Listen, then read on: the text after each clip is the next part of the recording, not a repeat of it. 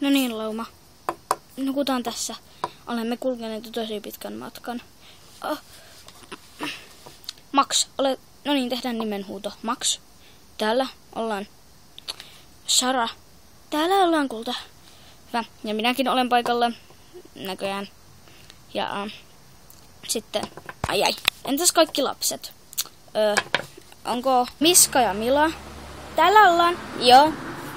Ja onko sitten Pieni Kyynel ja Rampo? Täällä ollaan. Täällä on tosi pimeää. Voidaanko mennä takaisin? Pieni Kyynel, me emme voi mennä takaisin nimenomaan. Okei, ruvetaanko nukkumaan? Ruvetaan vain. Kuka tuon koputuksen teki? En minä ainakaan. Tekikö kukaan? Kulta? En minä. Miksi minä koputtaisin? En minä vain tiedä. Apua! Pieni Kyynel, mitä?